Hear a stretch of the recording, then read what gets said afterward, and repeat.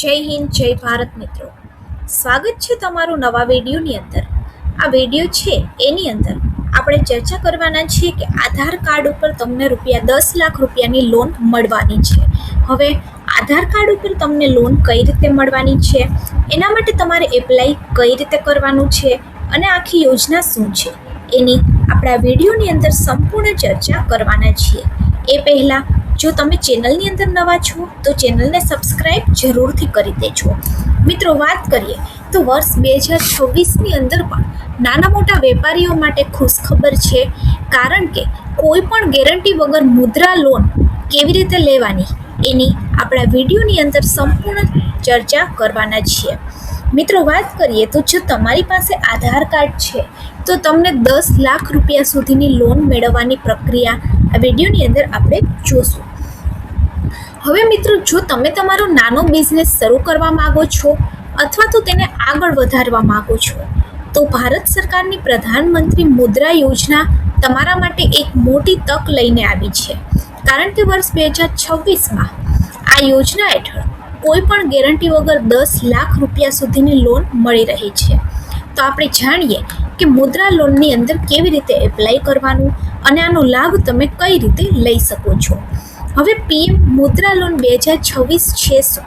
તો કે પ્રધાનમંત્રી મુદ્રા યોજનાનો મુખ્ય હેતુ દેશની અંદર નાના વેપારી, દુકાનદાર, કારીગર અને નવા ઉદ્યોગ સાહબ જે છે એને આર્થિક સહાય પૂરો પાડવાનો છે.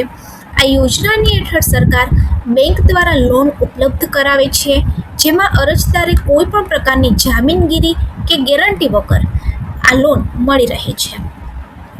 મિત્રો, વાત કરીએ તો વર્ષ 2026ની અંદર પણ આ યોજના દેશભરમાં ચાલુ છે અને તેનાથી ₹50,000થી લઈ અને ₹10,00,000 સુધીની લોન આધાર કાર્ડ ઉપર તમે મેળવી શકો છો. આની અંદર ઓનલાઈન સર્ચ કરવાથી પણ તમને મુદ્રા લોનના યોજનાનો સર્ચ વિકલ્પ મળી રહેશે. મિત્રો, વાત કરીએ તો આની અંદર કેટલી લોન મળે, તો કે આની અંદર ત્રણ મુખ્ય શ્રેણીની અંદર લોન છે એ મળે છે અને જરૂરિયાત મુજબ લોન તમને મળી શકે છે. આની અંદર શિશુ લોન, કિશોર લોન અને તરુણ લોન, આમ 3 લોનનો સમાવેશ થાય છે.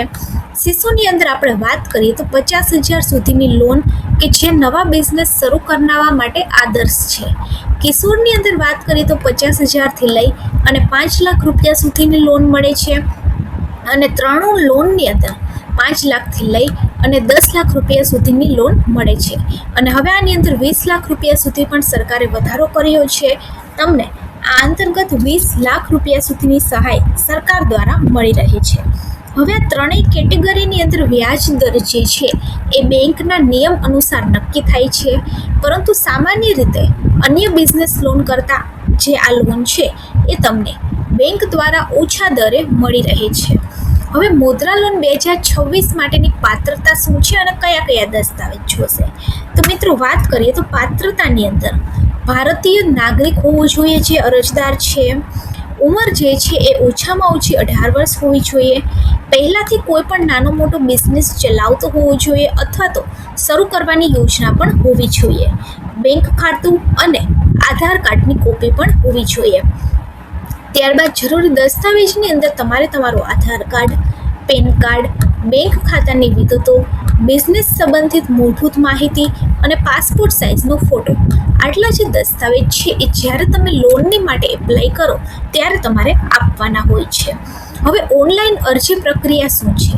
તો કે વર્ષ 2026ની અંદર મુદ્રા લોન માટે ઓનલાઈન અરજી કરવી ખૂબ જ સરળ છે.